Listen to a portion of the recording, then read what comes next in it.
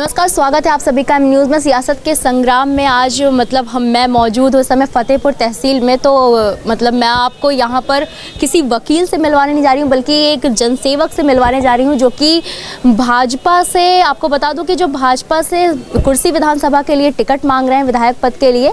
तो आइए हमारे साथ जुड़ चुके हैं, उनके बारे में हम सबसे पहले उनसे ही जानेंगे, लेकिन उनसे मिलवाने जा रही हूँ विष्णु कुमार मौर्य जी से। इनको लोग प्यार से हरीश जी कह के बुलाते हैं। तो विष्णु जी, आपका बहुत बहुत स्वागत है न्यूज़ में। धन्यवाद। विष्णु जी, आप जो है सबसे पहले हमारे दर्शकों को अपना परिचय दें। मेरा नाम विष्णु कुमार मौर्य है, घर का नाम हरीश है, और मैं यहीं तहसील फतेहपुर में वकालत करता हूँ और महामंत्री हैं, बार के महामंत्री हैं। बार के भारतीय जनता पार्टी से हमारा पूर्ण रूप से एकदम संबंध है। खानदानी ताल्लुकात है। इनके पिताजी भी जो है, मैं आपको बता दूं कि पिताजी भी आरएसएस से जुड़े थे, और इनके रक्त में ये भी आरएसएस से ही जुड़े हैं, तो आरएसएस से काफ़ी लगाव है। तो सबसे पहले कि ये बताइए कि जो है आप ऑफ कैमरा बता रहे थे कि आपके पिताजी ने भी कई चुनाव लड़े थे और ईमानदारी की मूर्ति माना जाता है उन्हें। तो सबसे पहले आप अपने परिवार के बारे में हमारे दर्शकों को बताएं। जी हाँ, हमारा परिवार, चूँकि पिताजी हमारे हैं जो 88 वर्ष के हो चुके हैं, और उन्हें जनसंघ से लेकर के भारतीय जनता पार्टी तक, भारतीय जनता पार्टी के 3 कार्यकाल रहे हैं। एक तो जनसंघ का, दूसरा जनता पार्टी का 1977 से 1980 के बीच, और तीसरा भारतीय जनता पार्टी का। हमारे पिताजी तीनों कार्यकालों में रहे, और यहाँ तक कि जो है हमने स्वयं पिताजी के साथ और अकेले, वो चाहे लोकसभा का चुनाव हुआ हो, चाहे भारतीय जनता पार्टी का चुनाव हुआ हो, हमने पूर्ण रूप से जो है सहायता की है, और हमने भारतीय जनता पार्टी के पक्ष में ही प्रचार किया, और हमेशा उसका जो है साथ दिया, और लोगों से हमेशा यही कहते हैं कि भारतीय जनता पार्टी को टिकट दीजिए और वो अपना जो है अपना वोट दे, मतदान दें। अच्छा, तो आपने बताया कि शुरू से ही आपके अंदर राजनीति की भावना आ गई थी, क्योंकि आपने पिताजी को देखकर। तो फिर आप ये वकालत में कैसे चले गए? तो राजनीति में पूर्ण रूप से क्यों नहीं गए? देखिए, वकालत जो है, अभी हम बताएं, वकालत एक जनसेवा का एक माध्यम होता है। सुप्रीम कोर्ट ने भी कहा है कि वकालत एक जो है व्यवसाय न होकर के जनसेवा है, क्योंकि इसको प्रत्येक वर्ग, चाहे वो कोर्ट हो या कुछ भी हो, प्रत्येक वर्ग इसको जो है जनसेवा का एक माध्यम एक समझता है, और इसी के माध्यम तरीके से वकालत के रास्ते से ही जनसेवा जो है सबसे अच्छे ढंग से की जा सकती है। कुर्सी विधानसभा को अपने इस जनसेवा के माध्यम से, अपने जो आपका ये वकालत का वो है पेशा, इस जनसेवा के माध्यम से कितने लोगों को न्याय दिलाया है आपने? कितने लोगों की इस माध्यम से सेवा की है आपने? देखिए, कुर्सी विधानसभा चूँकि आपने कहा ना, तो कुर्सी विधानसभा में 487 बूथ है इस समय, 56 सेक्टर हैं और 4 मंडल हैं। हमें लग नहीं रहा कि इन जितने भी गांव इसमें सम्मिलित हैं, तहसील के तो 401 गांव हैं, जितने भी गांव सम्मिलित हैं, प्रत्येक गांव में ऐसा कोई व्यक्ति नहीं हुआ होगा जिसकी हमने सेवा के रूप में उनके कार्य न किया हो, हमने सेवा न की उनकी। चाहे कोई भी गांव किसी प्रकार का हुआ हो, हमने सेवा की है। आपने इस माध्यम से सेवा कर रहे थे, तो फिर जो है राजनीति का रास्ता फिर चुनने की क्या जरूरत है? राजनीति जो है वो सेवा करने का बहुत अच्छा, बहुत सरल तरीका होता है, क्योंकि यहाँ पर तहसील में जो समस्याएं होती हैं, तहसील है, अस्पताल है, थाना है, जो समस्याएं होती हैं उसको राजनीतिक ढंग से ही दूर। अगर खेत की मेड़ बांधना है तो उसमें भी राजनीति ही काम आती है। अगर राजनीति में हैं आप, तो उसका व्यक्ति का प्रत्येक कार्य होता है। इस प्रकार से हम आम जो लोग हैं विधानसभा के, प्रत्येक व्यक्ति का काम कराने के लिए हमने जो है राजनीति की तरफ जो है अपना कदम उठाया। 2022 में ही आप क्यों कोशिश कर रहे हैं? इससे पहले आज तक आपने ये राजनीति के माध्यम से लोगों की सेवा करने के बारे में क्यों नहीं सोचा? देखिए, अभी हमने कहा आपसे कि मेरी भारतीय जनता पार्टी और आरएसएस मेरे रक्त में सब बसा हुआ है। विधायक पद के लिए टिकट क्यों नहीं मांगा? नहीं मांगा, इससे पहले भी मैंने 2017 में टिकट मांगा था, बाई इत्तेफाक कि वो हमसे अच्छे प्रत्याशी थे जिनको मिला टिकट, और उनको समर्थन में मैंने पूर्ण रूप से सहयोग किया, तन मन धन से, और मैंने उनको जिताया। और हमारे जो विधायक जी हैं इस समय वर्तमान में भारतीय जनता पार्टी के हैं, साकेंद्र प्रताप वर्मा जी, उनका मैं प्रस्तावक के रूप में भी था, 2017 में उनका प्रस्ताव बना था, और हमने उनको जिताया। अब की बार भी मैं टिकट मांग रहा हूँ, मेरे अलावा और भी लोग मांग रहे हैं। वो मांग रहे हैं कि नहीं, जिनको आपने जिताया था? नहीं, वो तो मांग ही रहे हैं, तो बिल्कुल मांग। इस बार आप उनका साथ नहीं देंगे? नहीं, साथ देंगे। पहले अगर टिकट उनको मिलेगा तो हम उनके साथ में हैं। अच्छा। हम तो भारतीय जनता पार्टी के साथ में हैं, ना कि किसी व्यक्ति विशेष के साथ में हैं। अच्छा, इस पे आपका कोई वो नहीं है, मलाल नहीं है? अगर पार्टी आपको टिकट देती है तो भी ठीक, अगर नहीं देती है तो भी ठीक जो है। तो आपने बताया कि आज तक आप जो है इसके माध्यम से, अपने इस वकालत के पेशे के माध्यम से आप लोगों की सेवा करते आ रहे हैं, और राजनीति आपके रक्त में बसी हुई है। तो जो है दर्शक हमारे ये जानना चाहते हैं, अक्सर जो है क्या होता है कि 5 साल जब चुनाव लड़ने के बाद लोग भूल जाते हैं अपने क्षेत्र को, तो अब जनता कैसे यकीन करे कि आप उनमें से नहीं नहीं है, आप उन्हें नहीं भूलेंगे? बहुत सही सवाल किया हमने। अगर प्रत्येक व्यक्ति की अभी मोदी जी का हमने एक वो देखा था लोकसभा में, मतलब उनके भाषण से, तो उसमें उन्होंने कहा था कि इस सदन के अंदर ऐसे बहुत से लोग हैं जो बार बार चुन कर रहते हैं। क्यों? क्योंकि उनका जनता से संवाद लगातार बना रहता है।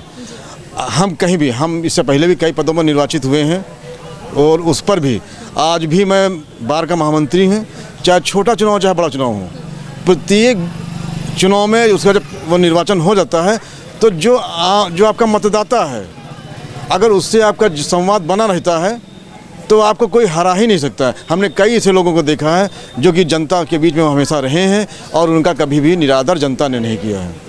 सीएम योगी आदित्यनाथ हमेशा जो है अलग व्यक्तित्व के लिए जाने जाते हैं जो है, तो आपने आज तक क्या अलग किया है अपनी मतलब इस विधानसभा की जनता के लिए जो किसी नेता ने ना किया हो? हाँ बिल्कुल, आपने सीएम योगी जी का नाम लिया, सही किया।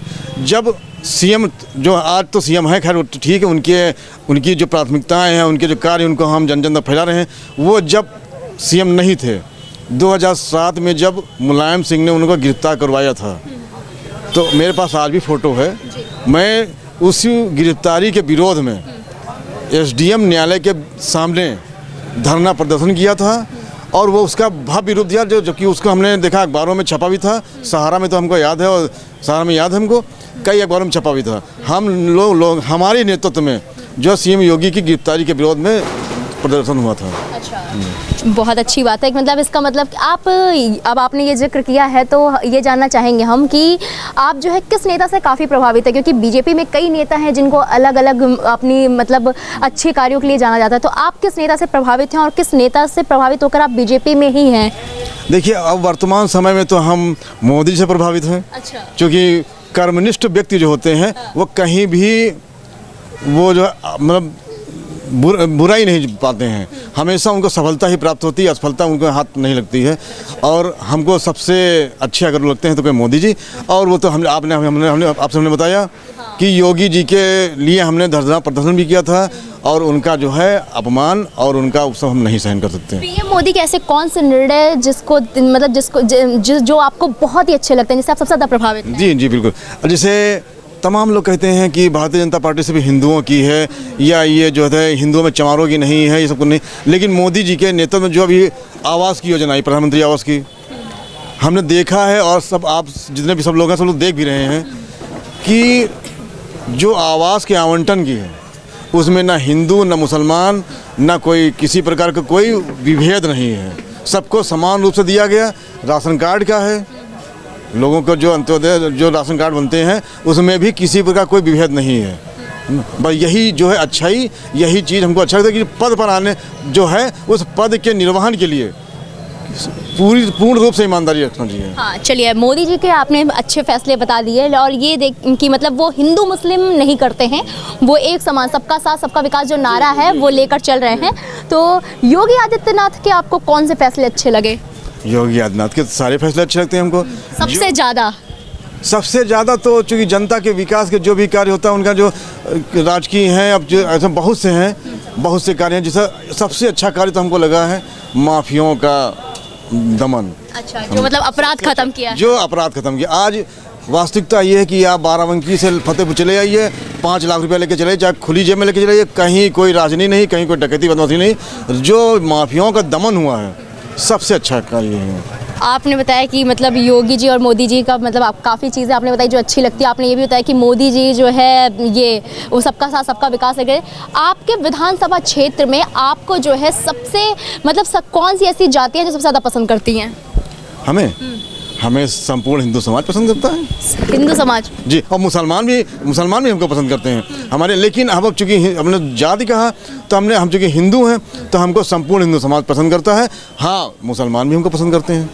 अच्छा, तो आप जो है आप बेसिकली यहीं के रहने वाले हैं, तो जो है आपने विधानसभा में क्या क्या कमियां दिख रही हैं जो अगर जनता आपको अपना विधायक बनाती है और पार्टी आप पर भरोसा जताती है तो आप यहाँ की वो कमियां वो दूर करना चाहते हैं, और सबसे बड़ी समस्या यहाँ की आपको क्या दिख रही है जो विधायक बनते सबसे पहले आप उस पर ध्यान देना चाहते हैं? देखिए, विधानसभा के अंदर कमियाँ हैं, स्वाभाविक है, अगर कोई भी होता है तो कमी तो रह जाती थोड़ी बहुत।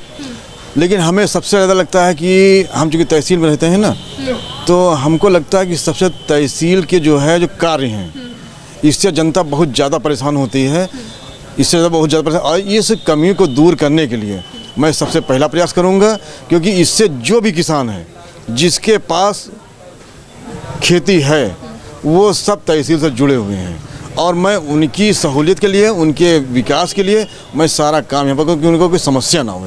अच्छा, मतलब आप सबसे पहले तहसील संबंधित दिक्कतें दूरी करेंगे, बाकी और कौन कौन से विकास करना चाहते हैं? और भी विकास है, जैसे मान लीजिए सड़क है, और जो है अपना अस्पताल है, थाने की संबंधित बातें हैं, जितनी भी वो समस्याएं हैं, इन सब को हम, क्योंकि हम यहाँ पर रहते हैं, हमको प्रत्येक समस्या के लगभग अवगत हुआ करते हैं। लोग आते हैं कि हाँ कोई कमी बताते हैं, कोई कुछ बताते हैं, कोई कुछ बताते हैं। और फिर सबसे बड़ी समस्या अगर कोई होगी तो उसको भी तो जनता से संवाद, हम जो है आम जनता जो भी है, हम उसका हमारे घर पर, हमारे पास उसका स्वागत रहेगा।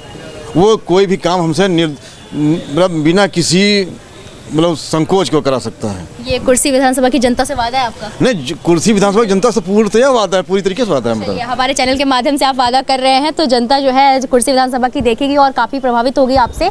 जनता जो है, आपने देखा कि पिताजी से राजनीति से प्रभावित होकर ये आगे बढ़े, और आज मतलब हमेशा जैसा भी बन सकता है इनसे सेवा करना ये करते रहते हैं। और आगे जब विधायक बनेंगे, सबसे पहले जितने भी किसान हैं, जितने भी लोग हैं अपने क्षेत्र के, उनको तहसील समस्या से संबंधित समस्याओं से नहीं गुजरना पड़ेगा, उसको दूर करेंगे विष्णु जी। चलिए विष्णु जी, आपका बहुत बहुत धन्यवाद हमसे जुड़ने के लिए, और हम उम्मीद करते हैं कि जनता पर भरोसा जताए और पार्टी भी आपके सेवा के भाव को समझे। सवाल सत्ता से कीजिए, विपक्ष से नहीं।